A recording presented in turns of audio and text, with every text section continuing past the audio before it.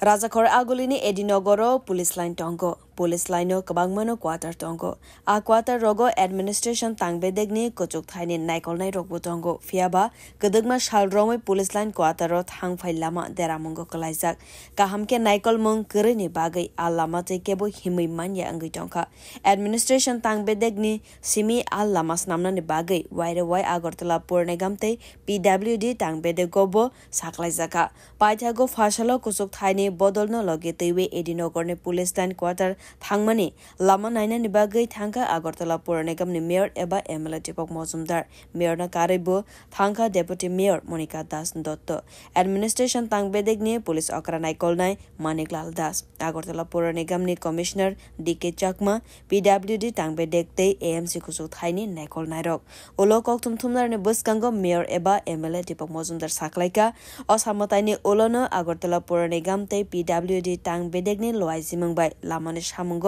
ইয়াকরনাই হনে আমাদের এডিনগর পুলিশ লাইনের ভিতরে যে সকল কোয়ার্টারগুলি আছে এবং তার সম্মুখে যে রাস্তাগুলি আছে আমাদের পকেটমধ্যে এসপি আমাদের মানিকবাবু এবং অন্যান্যরা এখানে আমাদের কাছে বলেছিলেন যে এটা ভিজিট করা রাস্তাগুলি মেনটেনেন্স করা বা নতুনভাবে কিছু করা তো সার্বিকভাবে আজকে এটা একটা ফাইনাল হয়েছে আমরা ভিজিট করবো আমার সঙ্গে ডেপুটি মেয়র আছে মনিকা দাস দত্ত মহোদয় আছে আমাদের সঙ্গে আমাদের কমিশনার ডিকে চাকমা মহোদয় আছে আমাদের এসপি সাহেব আছে প্রকল্পের যিনি মানিক দাস এবং অন্যান্য